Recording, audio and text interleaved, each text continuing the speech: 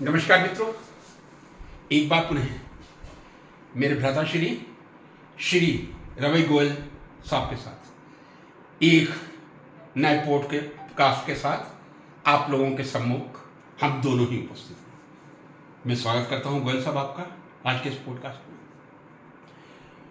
और मैं आशा करता हूं ये पॉडकास्ट कुछ ऐसा संदेश देश को देगा ताकि हम लोग इस बात का प्रमाण दे सकें कि हम इस देश के जागरूक नागरिक हैं। जी।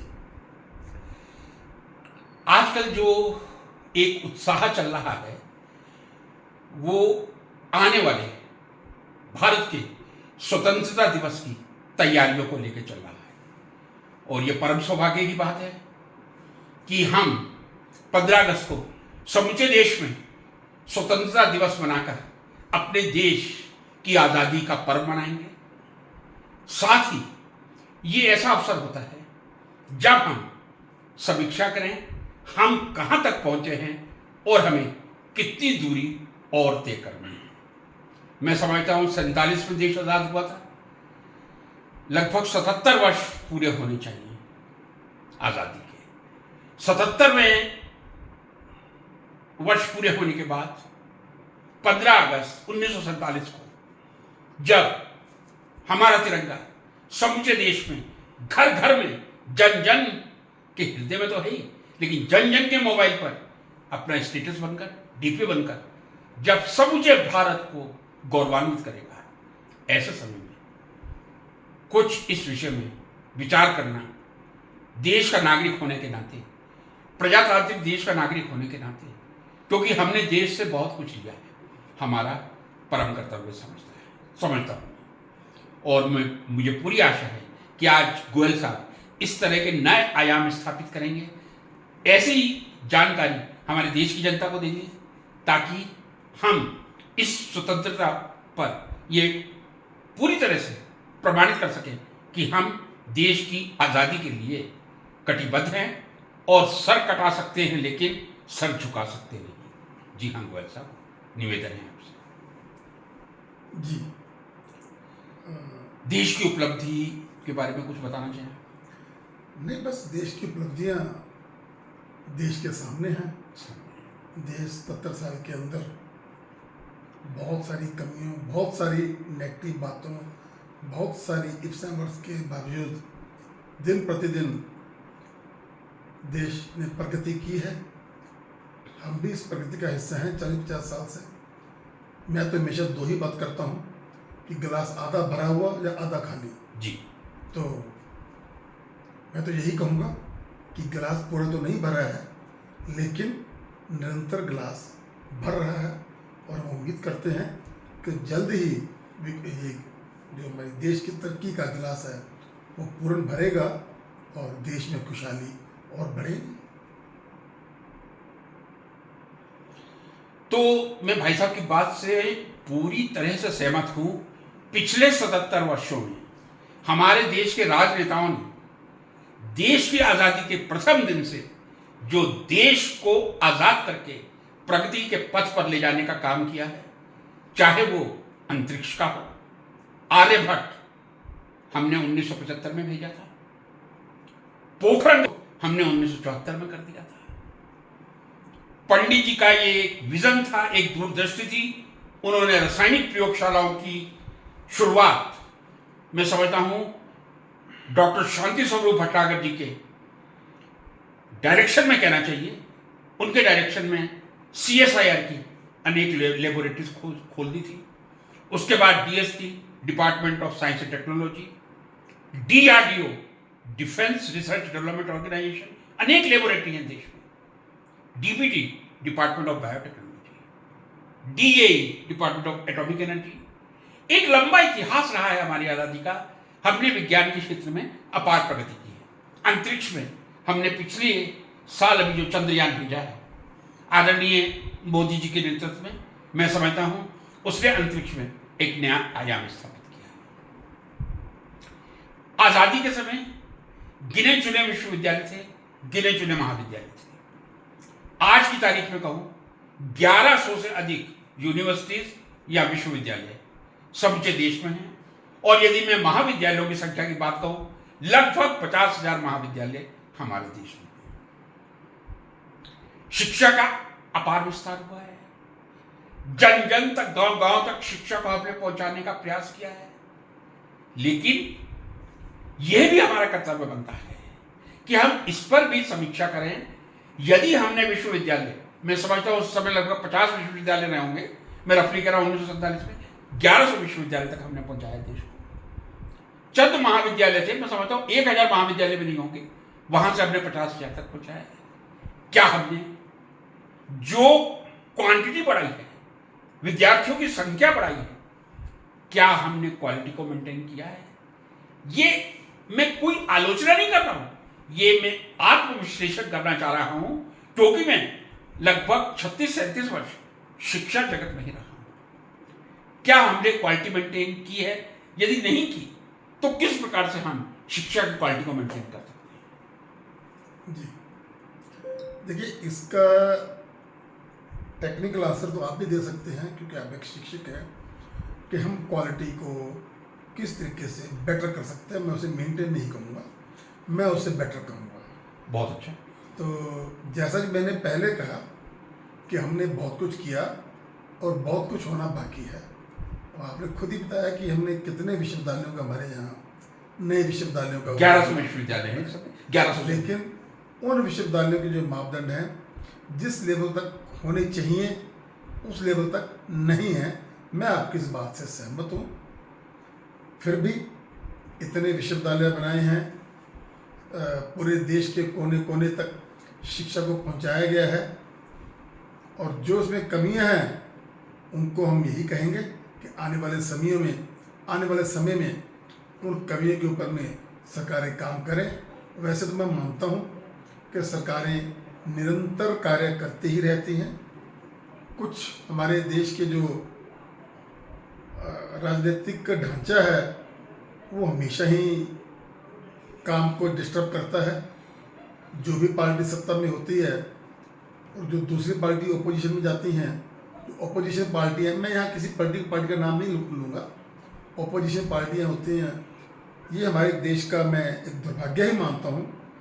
जो भी ओपोजिशन में जाएगा, चाहे वो कांग्रेस जाएगी, चाहे वो भाजपा जाएगी, ओपोजिशन में जाकर के हमारे देश की राजनीतिक पार्टियाँ सृजनात्मक कार्य नहीं करती हैं। वो सिर्फ और सिर्फ सरकार को खींचने के लिए नकारात्मक कार्य करती हैं। मैं इस समस्या को भारत की एक बड़ी समस्या मानता हूँ कि हमारी राजनीतिक पार्टियाँ, चाहे वो स्टेटों के अंदर, स्टेटों की या स्टेट गवर्नमेंट्स हो या वह सेंट्रल गवर्नमेंट्स हो, आज जो पार्टी सत्ता में है, आज जो विपक्ष वाले हैं वो नकारात्मक कार्य कर रहे हैं। सत्ता पार्टी उसको ये कहती है कि भाई आप गलत कार्य कर रहे हो, लेकिन कल जैसे ही ये सत्ताधारी पार्टी विपक्ष में जाएगी, ये उन्हीं की तरह चार चांद लगाती है। ये मेरा एक अपनी सोच है हर पार्टी के बारे में। बिल्कुल सही है। मैं किसी को भी दोषी नहीं मानता और किसी को भी मैं क्लीन चिट नहीं देता। मतलब सत्ता पक्ष पूरा ये प्रयास करता है कि वो कार्य करे, सृजनात्मक कार्य करे, वैज्ञानिक प्रगति करे, अंतरिक्ष में करे, सब कुछ करे, परमाणु ऊर्जा के क्षेत्र में करे, बहुत कुछ है। लेकिन विपक्ष हमेशा समय समय पर अड़ंगा लगाता है।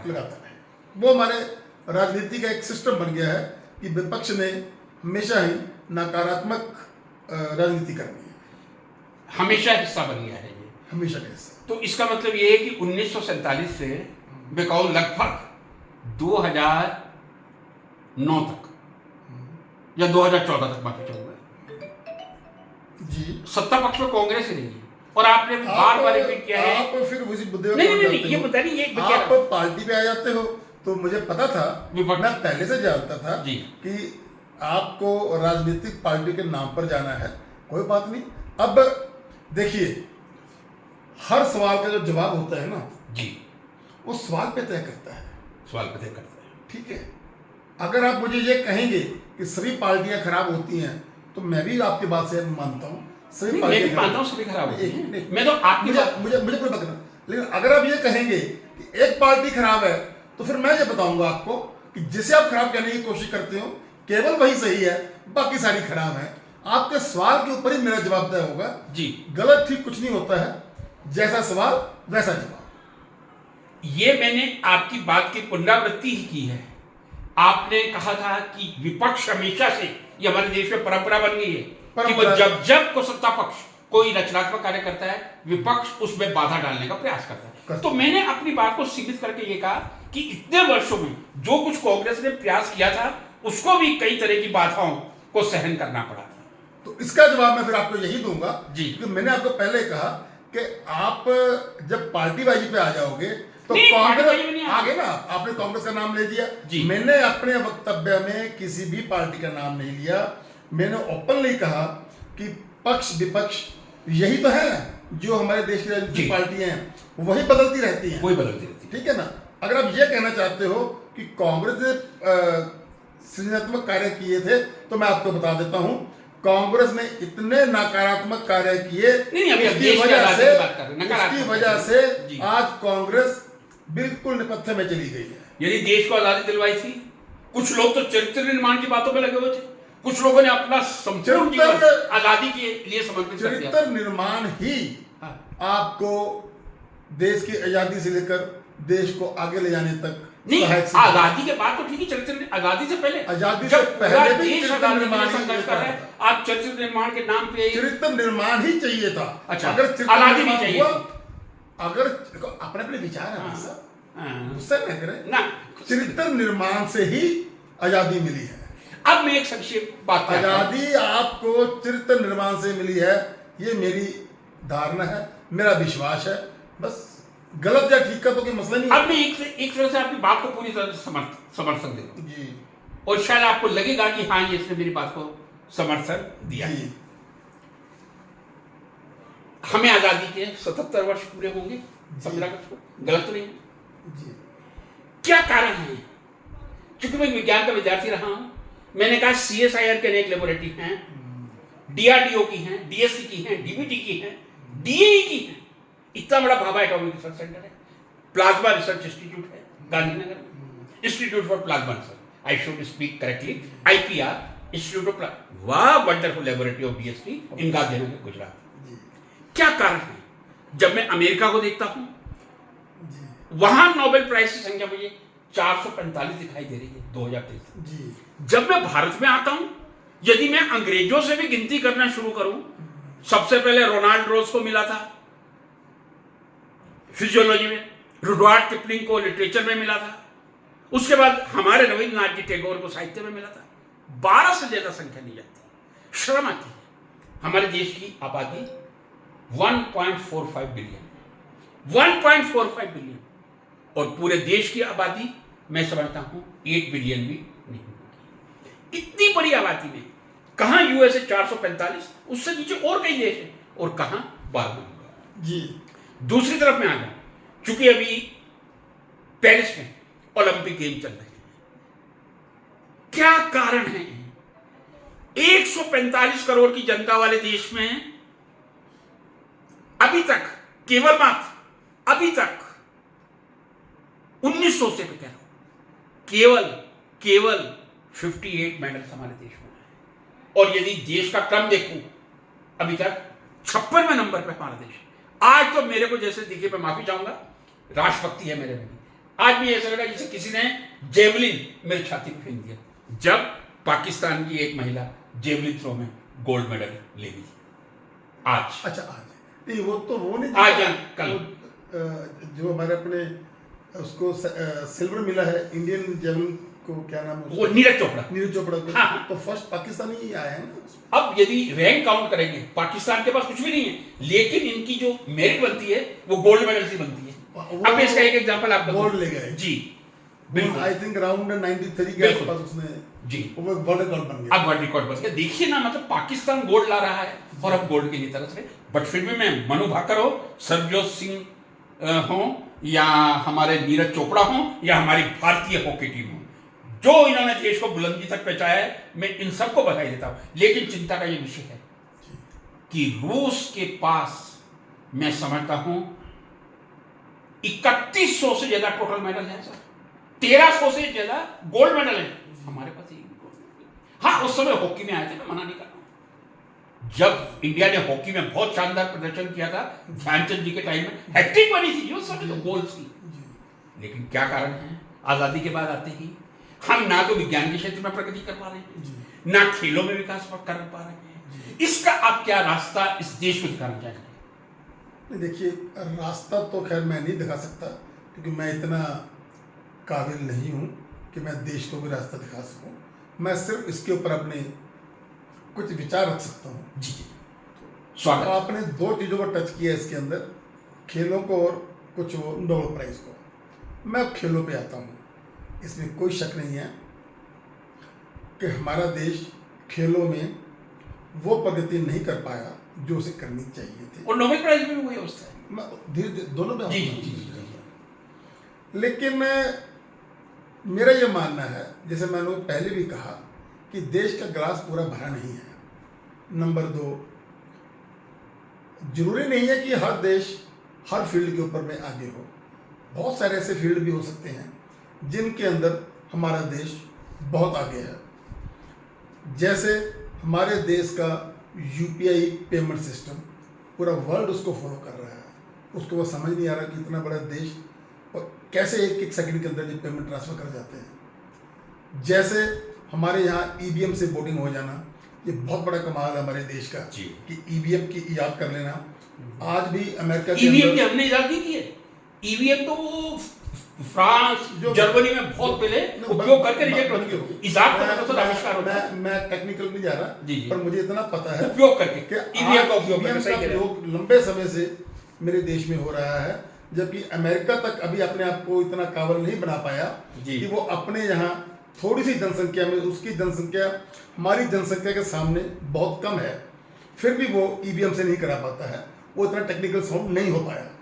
तो मैं सिर्फ ये कहना चाहता हूँ, आपकी बात से पूर्ण सहमत हूँ, मैं आपकी बात को कहीं काट नहीं रहा, लेकिन होता है किसी फील्ड में हमारा देश दुनिया से आगे भी है और किसी फील्ड में पीछे भी है। मैं इस बात से एग्री करता हूँ कि हम खेलों में बहुत पीछे हैं। कैसे सुधारा जा सकता है उसके ऊपर मैं कोई राय नहीं दे सकता। अब आपने एक और बात टच की थी नोबेल प्राइज़ की। मुझे नोबेल प्राइज़ के ऊपर में देखो कुछ ज़्यादा जानकारी तो नहीं है, लेकिन मैं इतना समझता हूँ कि नोबेल प्राइज़ किसी व्यक्ति को बहुत ही वर्ल्ड लेवल के उल्लेखनीय कार्य के लिए मिलता है। बिल्कुल सही फरमाया। अगर मैं कोई गलती नहीं, 100% या तो आपने कोई ऐसी अचीवमेंट की हो जो कि आपकी पर्सनल होते हुए मानवता के उपयोग, या आपने कोई सेवा का ऐसा कार्य कर दिया हो कि आपने बहुत बड़ी ऐसी सेवा, जैसे मदर टेरेसा को शांति का मिल गया 1979 में। मुझे इस पर ज़्यादा नॉलेज नहीं, मैं आपको सप्लीमेंट मैं आपके एग्री करता हूँ, मुझे इस पर ज़्यादा नॉलेज तो नहीं है, पर मुझे ऐसा लगता है कि जैसा इस प्राइज़ का नाम है, लेकिन इसके अंदर ना कई बार मेरी जो तुच्छ नॉलेज है वो मुझे कई बार टच करती है। जैसे एक नोबेल प्राइज़ दिया गया एक पाकिस्तान की काफ़ी पहले, उस वक्त वो बच्ची थी मलाला यूसुफजई को। उस वक्त मैं समझ नहीं पाया कि मलाला को ये प्राइज़ क्यों दिया गया। उसने ऐसा कौन सा लेखनीय कार्य कर दिया था, जहाँ तक उस वक्त समझने में आया था कि मलाला यूसुफजई, मैं मलाला यूसुफजई का कोई क्रिटिक नहीं हूँ, मैं क्रिटिसाइज नहीं कर रहा, वो एक बहुत बहादुर बच्ची थी। और जब हम नोबेल प्राइज़ की बात करेंगे तो हम देश की बात नहीं करेंगे, हम वर्ल्ड की बात करेंगे, तब हम पूरी दुनिया को एक ही मानेंगे। बिल्कुल बिल्कुल सही। इस विश्व की मलाला यूसुफजई एक बहादुर बच्ची थी, जहाँ तक उस वक्त मैंने समझा, हो सकता है मैं गलत हूँ। वो पढ़ना चाहती थी और आतंकवादी वो अपनी उस एरिया के अंदर छोटी मानसिकता के कारण कि ये लड़की अब मुसलमान बच्चियों को अपनी शिक्षा नहीं देनी, उस चीज़ से पूरा समाज ग्रस्त है कि आतंकवादी लोग जो हैं या कट्टरपंथी कह लो, मैं ज़्यादा उसमें नहीं जाऊँगा, कि मुस्लिम बच्चियों को ना पढ़ाया जाए, वो उसको उसकी शिक्षा के खिलाफ थे। लेकिन वो शिक्षा के लिए स्कूल जाती थी, बिना डर के जाती थी, और उस दौरान उसको शूट कर दिया गया। लेकिन ऊपर वाले की बहुत बड़ी कृपा है कि उसकी जान बच गई थी। तो ये जो कारण है, अगर हम ये कहें कि कितने बच्चे पढ़ाई के लिए निडर हैं पढ़ना चाहते हैं तो माफ़ करना, मेरी नज़र में विश्व में लाखों बच्चियां हैं जो कि बहुत ही इवन नेगेटिव सर्कमस्टेंसेस के अंदर बहुत फाइट करती हैं जी। हमारे भारत में भी ऐसी बच्चियों की बहुत कमी नहीं है जो कि बहुत कितनी नहीं है। ज़्यादा बिल्कुल मेहनत सही करती कह रहे हैं जी। सुबह उठ करके अपने परिवार को पालना, मीलों पैदल चले जाना। हम तो ये भी सुनते हैं कि दूर है स्कूल, वो बच्चियां जो है नदी से तैर के स्कूल पढ़ने बिल्कुल, जाती हैं। बिल्कुल। तो अपनी शिक्षा के लिए बच्चियों का संघर्ष ये कोई ये रिस्पेक्टेबल है, बहुत रिस्पेक्टेबल है, पर लेकिन मुझे ये नहीं नॉलेज लगता आप ये कि बोलते हैं कोई नोबेल नोबेल, वो तो लाखों है।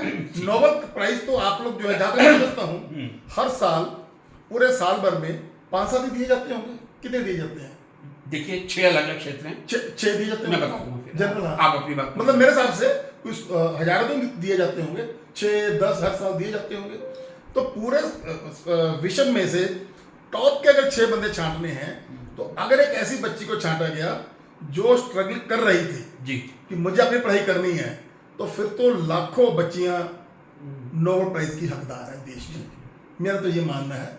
तब मुझे ऐसा लगा था कि नोबेल प्राइज के अंदर भी पॉलिटिक्स है। मुझे लगा मतलब पाकिस्तान को फेवर कर दिया। आप इस चीज को शब्द मत मानिए। मतलब ये नोबेल प्राइज बिल्कुल पाकिस्तान को फेवर किया, यही मैं कह तो रहा हूँ, ओपनली कह रहा हूँ। आप उस चीज को मतलब कि थोड़ा सा वो मत कीजिए। मैं खुद ही कह रहा हूँ आपको, मैं खुद नहीं मैं डिप्लोमेटिक नहीं बोल रहा हूँ, मैं कभी डिप्लोमेटिक नहीं बोलता, मैं स्पष्ट ही बोल रहा हूँ कि उस वक्त पाकिस्तान को पुश करने के लिए पॉलिटिकली वो नोबेल प्राइज के लिए मलाला को चुना गया। मैं उसके चुनाव को कोई गलत नहीं कहना चाहता, ठीक है, लेकिन ऐसा लगता है कि अगर एक जगह पॉलिटिक्स हो रही है तो नोबेल प्राइज में पॉलिटिक्स होती होगी। बस ये मेरी सोच है इसके आगे मुझे इसमें कुछ कहना नहीं है। सबसे पहले मैं जो आपने प्रश्न मेरे सामने रखा था जी, एक शिक्षक होने के नाते जी, ये आपके प्रश्न का उत्तर देना चाहूंगा और शायद मेरे कई मित्रों को यदि जानकारी नहीं है उनको भी बताना चाहूंगा। 5 नोबेल प्राइज की शुरुआत 1901 में हुई थी अल्फ्रेड नोबेल के फंड से। फिजिक्स, केमिस्ट्री, फिजियोलॉजी और मेडिसिन, लिटरेचर एंड पीस। 1969 में छठा अर्थशास्त्र या इकोनॉमिक साइंसेस का नोबेल प्राइज शुरू हुआ था। तो इस समय देश में कुल 6 अलग अलग क्षेत्र हैं जिसमें नोबेल प्राइज दिए जाते हैं। इस पर नोबेल प्राइज में मेरे कई लेक्चर यूट्यूब पे अपलोडेड हैं, जो इंटरेस्टेड हो 3 पार्ट अपलोडेड हैं, आप सुन सकते हैं। लेकिन मैं स्पष्ट करना चाहूंगा, जो भाई साहब का प्रश्न था बहुत अच्छा था, जो आज तक मुझे किसी ने नहीं किया। अधिक से अधिक एक साल में कितने नोबेल पुरस्कार दिए जा सकते हैं, ये एक बहुत अच्छा जनरल नॉलेज का क्वेश्चन है। मेरा उत्तर होगा 18। एक साल में 18 से ज्यादा नोबेल पुरस्कार नहीं दिए जाते, क्योंकि नोबेल पुरस्कार की एक शर्त है, नोबेल पुरस्कार किसी एक क्षेत्र में 3 से ज्यादा व्यक्तियों को नहीं मिल सकता एक साल में। जी हाँ, मतलब केमिस्ट्री में 3 को मिल सकता है, फिजिक्स में, फिजियोलॉजी में, पीस में, मैक्सिमम 18 की है, यदि मैक्सिमम, लेकिन जरूरी नहीं है कि हर साल 3 को ही मिले। कोई इंडिपेंडेंट, जी हाँ, यदि किसी का इंडिपेंडेंट वर्क है उसको मिल जाता है। जैसे मलाला यूसुफजई को जब मिला था, शायद आप भूल गए, तब हमारे भारत के श्री कैलाश सत्यार्थी जी को भी मिला था, कैलाश सत्यार्थी भी मुझे जिन्होंने बाल मजदूरी के लिए अनेक काम किया था। तो इसका उत्तर स्पष्ट होना चाहिए, अधिकतम 18। और मैं समझता हूं कि यदि कुछ विश्व युद्ध को छोड़ दिया है, न्यूनतम 6 नोबेल पुरस्कार हर वर्ष दिए जाते हैं। 5 स्वीडन की राजधानी स्टॉकहोम में, और पीस का जो पुरस्कार है वो हर साल 10 दिसंबर को, सभी 10 दिसंबर को दिए जाते हैं, नॉर्वे की कैपिटल ओस्लो में दिए जाते हैं। मलाला यूसुफजई ने जो बहादुरी का परिचय दिया था, गोली खाने के बाद एक साधारण लड़की होती, घर में बैठ जाती, लेकिन उसने एक समूचे विश्व को उदाहरण दिया था कि यदि आप में कुछ काम करने की तमन्ना है, आतंकवादियों की गोलियां आपको नहीं रोक सकती हैं। आतंकवाद की गोलियों के बावजूद भी शिक्षा की अलग जगाई जा सकती है। पाकिस्तान जैसे राष्ट्र में मैं समझता हूं जहां शिक्षा बहुत कम है, मैं तो मलाला यूसुफजई को बधाई दूंगा कि उसे ये नोबेल पुरस्कार मिला। और नोबेल पुरस्कार कभी भी पक्षपातपूर्ण नहीं होता, इसके लिए एक कमेटी बनती है, इस पे ये विस्तृत चर्चा करने का समय नहीं है, लेकिन आपके प्रश्न का उत्तर मैंने दे दिया। ये चिंता का विषय है, क्यों यूएसए में 445 है, अनेक कंट्रीज हैं जहां 3 डिजिट में हैं, 150 हैं, 100 हैं, कई कंट्रीज हैं। हमारे यहां 1.45 बिलियन की पॉपुलेशन में 12 नोबेल पुरस्कार। अब मैं दूसरी बात पे आता हूं, आपने जो बात कही थी कि ओलंपिक में हम कैसे इंप्रूवमेंट कर सकते हैं, जी बहुत अच्छा क्वेश्चन था ये भी। मैं कोई इस देश का भाग्य विधाता नहीं हूँ, मैं कोई राजनेता नहीं हूँ, एमपी नहीं हूँ, एमएलए नहीं हूँ, मैं तो वार्ड मेंबर भी नहीं हूँ, काउंसलर भी नहीं हूँ, आपको मालूम।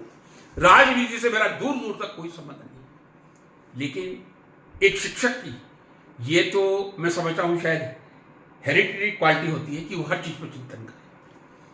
परसों जब मैंने एक छोटा सा वीडियो बना के डाला था, कितने दुख की बात है जब हम लाइव टेबल देख रहे थे। यदि आप ये देखें खोल के ऑनलाइन, हमारे स्पोर्ट्स स्कूल की संख्या कितनी है, मोर देन 3000। और सर्वश्रेष्ठ स्पोर्ट्स में यदि मैं देखूं, अर्ली 1960s में नेताजी सुभाष चंद्र इंस्टीट्यूट पटियाला में खुल गया था, रानी लक्ष्मीबाई इंस्टीट्यूट है। इन दोनों में ही सर्टिफिकेट से लेके पीएचडी तक की एजुकेशन प्राप्त की जा सकती है। अनेक दूसरे ऐसे हैं जो व्यक्तिगत लोगों के नाम पे हैं, जैसे हमारे फुटबॉल प्लेयर हैं भूटिया जी के नाम पे एक स्कूल है, स्पोर्ट्स स्कूल। लेकिन जो भारत में सबसे बड़ी कमी है, जो मेडल लाने में सबसे बड़ी कमी है, हमारी विल पावर की है। मैं फिर कहूंगा, हमारे देश की विल पावर की कमी है। देश की विल पावर का मतलब हमारे देश के राज्य सरकार या केंद्र सरकारों के विल पावर की कमी है। देश की निर्धनता को देखते हुए पूरी तरह से शुल्क मुक्त ऐसे स्कूल बनाए जाए जहां प्रतिभाशाली विद्यार्थियों को आगे लाकर उन्हें पूरी तरह खेल की ट्रेनिंग दी जा सके। दूसरी सबसे बड़ी बाधा राजनीति आती है। 2010 के हमारे यहां गेम हुए थे, आप अभी मेरे पे इल्जाम लगा रहे थे। 2010 में कांग्रेस की सरकार थी, उस समय ओलंपिक नहीं हुए थे, शायद एशियाई गेम हुए थे। पहली बार 1982 में हुए थे, तो 2010 में। लेकिन उस समय जो भ्रष्टाचार उभर के सामने आया था, बहुत बड़ी चिंता का विषय था। उस समय बीजेपी की सरकार नहीं थी, कांग्रेस की सरकार थी। और मैं नाम लेके कर रहा हूं, कलमाड़ी नाम के जो सज्जन थे, उन्होंने जो सैनिटरी नैपकिन का रोल होता है, सुरेश कलमाड़ी, 5000 रुपए का खरीद दिया था। ये जो भ्रष्टाचार है, कब तक हमारे देश की रगों में घूमता रहेगा। विल पावर होनी चाहिए कि अगली बार हमें 10 मेडल, गोल्ड मेडल लेके आना है। आप तैयार कीजिए विद्यार्थियों, कमी नहीं है।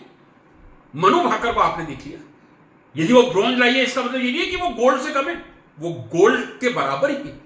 इस तरह के जब कंपटीशन होते हैं, तब आप ऐसा सोच सकते हैं, इतने राष्ट्र पार्टिसिपेट कर रहे हैं, हर राष्ट्र का बेस्ट है, तो चाहे सिल्वर हो या ब्रॉन्ज हो, उतने ही पूजा के, स्तुति के लिए वो डिजर्व करते हैं।